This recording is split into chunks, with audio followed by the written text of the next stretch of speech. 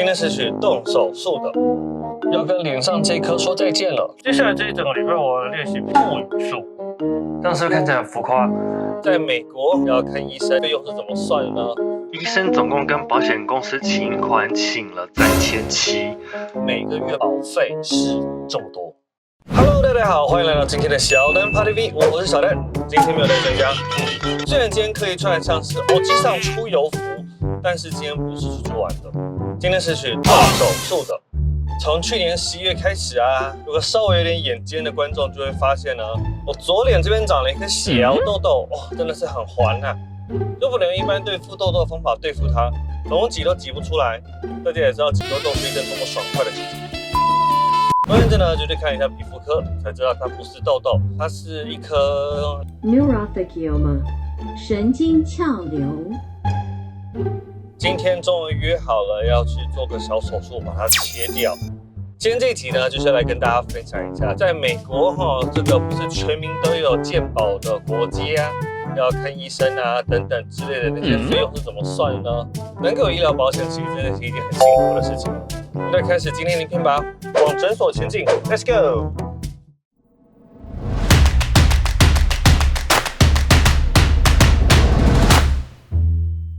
神经鞘瘤是一种罕见的良性肿瘤，通常的表现为无痛、生长缓慢的肿块，目前的起因尚不明确。常见于女性和年轻人的头颈部，唯一的治疗方法就是手术切除。普遍认为，中年大叔的脸上可以长出神经鞘瘤，只是一种返老还童以及青春洋溢的象征。之前我的保险公司提供了非常愚蠢的线上门诊，就是挂了一个皮肤科的线上门诊，因为方便嘛。医生就在线上看了一下这颗东西之后啊，他就说，这个还是要到现场去给医生看才行，然后还收了我20块。我就自己去挂了一个皮肤专科。如果是这种专科门诊，通常就是要等大概2个礼拜到1个月才看得到。第一次看诊的时候是3月初，他们就帮我把这颗瘤整个刮掉，然后去做切片分析。过了2个多礼拜，报告出来了，所以就安排了第2次看诊。医生就跟我讲到底发生什么事情啊，快速的讲解一下手术的流程。医生都排满，今天要排到2个月之后才能动手术。像我每次拍片的时候，都是用指甲刀把它涂掉。今天终于可以去把它干掉了。那我现在的心情其实是兴奋大于紧张啦，蛮开心的。一边开车一边来谈一下美国的医疗保险吧。一般的公司对于正职的员工都有提供免费的医疗保险。这呢 B 公司也不是什么慈善事业 ，B 公司帮你负担的同时呢，他还是要让你知道他帮你出了多少钱。那如果公司没有骗我的话，他们每个月帮我出的保费是这么多。我看到的时候真的是觉得天价。那么在这边就容我来介绍一下医疗保险有包含哪些服务。首先是预防性治疗，这个我就觉得还不错，例如像是定期的非常简单的体检，或者是打各种疫苗，那大部分呢都是几乎完全不用钱。那我们这边可以看到呢，有分 in-network 跟 out-of-network， 这个完全是看每一个诊所它有没有跟这个保险公司签约，除非你跟某一个医生特别有感情，不然通常我都是找 in-network 的诊所。当你去找到医生的时候，有可能是线上看病，或者是本人看病，只要看到医生了就是20块钱，我们就当做是一个挂号费的概念。如果是 out-of-network 系统的话呢，你就要付30%，而且是多少的30%？真的不知道。看了医生之后呢，医生如果有提供任何的医疗行为的话，那收费的方式呢，这边可以看到 in-network 大部分就是收10%，那剩下的90%就是保险公司负担。医生要开价多少，这个真的也是不知道。医生如果需要你去做一些血液测试等等，那大部分的费用都是10%。看完医生了呢，要吃药啦。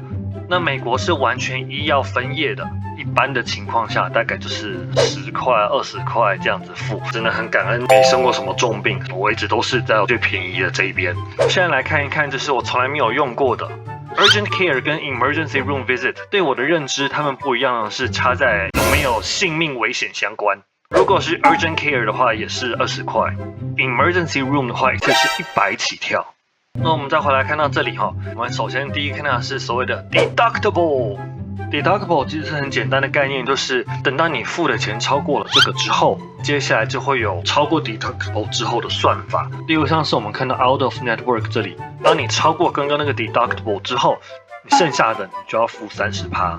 因为我一直都是看 In Network， 所以 In Network 都不算到 Deductible 里面。以我的情况来说，我几乎就用不到。最后很好玩的就是 Out of Pocket Maximum， 每一年这样看医生下来之后，以我的情况是我一整年最多只会付2000块，2000块之后那就全部都是医疗保险来付。那当然我们都希望健健康康的不要用到这个。上呢这个完全就是我个人的医疗保险的方案，随着你的保费不同，我 cover 的也不一样。打个比方来说呢，你的保费如果越高，那你的 deductible 就会越低，你的 out of pocket maximum 也会很低。这样看完之后，是不是觉得复杂无比？没有关系，因为我到现在也没有搞得很清楚。祝我好运喽！要跟脸上这颗说再见了，大家见。开完了，小到不行的手术，总共花不到1个小时就搞定。没想到竟然要包到成这样，说什么叫我7天不准笑，那我也不用拍片啊。接下来这一整个礼拜，我练习皮笑肉不笑加上腹语术。我终于把那个东西也割掉了，还是很可喜可贺的。那我们过几天再见好了 ，See you。术后第2天，目前可以把这个大包包拿下来，这个是医生贴的，所以我也不知道里面现在长什么样子。这个要再贴1个礼拜，还不能碰水。昨天洗头一直在考验腰力，这几天辛苦了，所以来犒赏自己一下。这1个礼拜赶快过去啦。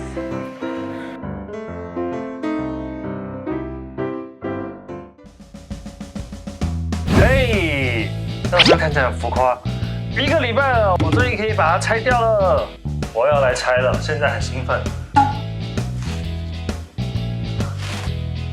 但是复原还不错吧？开心开心开心。好的，重头戏来了，我们来看看这一次总共花了多少钱。第一次去看医生的时候是3月4号，那一天医生帮我把这个瘤从表面刮掉，然后顺便做了很多检测。3月4号这3张账单，医生总共跟保险公司请款请了大约1700块。但是其实没有那么多，因为如果我们点进去看的话，就可以看到，如果是 in network 的话，保险公司就会再跟医生杀价。杀完价之后的这个费用呢，保险公司付90%，我付10%。第2次我去看医生，只花了6分钟，那医生跟我介绍接下来手术要做哪些的内容。那一次医生就直接跟保险公司请了154，最后付的钱也就只有挂号费而已啦。那剩下就让保险公司去处理。那最后就是真的动手术的这一天啦。这边有2笔，我猜1笔是切除手术，1笔是麻醉。医生请款请了1100，那在保险公司杀完价之后呢，那我所要负担的是66。这样看起来其实还不错。账单这么多，我们这边可以看到一个total，共医生跟保险公司请款了3700，那其中我需要付的钱大概是147。保险公司会跟医生周旋很久之后，2-3个月之后，医生才会寄一个账单来给我。所以其实每间诊所应该都有超多呆账的。以上就是这一次做这个小小的手术。我的医生人真的很好。今天是礼拜6，我刚刚传讯息问他一些问题，他回复的好快哦。并且说目前这个礼拜看起来回复的还不错。拍这支影片呢，也是要请大家多多包涵啦。接下来可能好几支影片我都会带着这个刀疤一起上镜头，毕竟本频道也不是一个靠脸吃饭的频道嘛。希望大家透过这一集可以对美国的医疗保险制度呢有一点些许的了解。如果不了解没有关系，因为我来了快10年了，还是没有很了解。谢谢您收看今天的影片，如果你喜欢今天的话呢，非常感谢你的订阅、在留言分享。小丹帕蒂 V， 我们下周再见，拜拜。第2次门诊的时候，医生就跟我说这个是神经烧瘤，但是我没有想到要割这么长。据说这是一个非常罕见的情况。那怀抱着感恩的心呢，也是就觉得这种罕见的问题让一个奈米级的 YouTuber 来得，好像也不错啦。又给我拍1支片的题材是吧？一拍完就想跑，去，拍完了放你走，拜拜。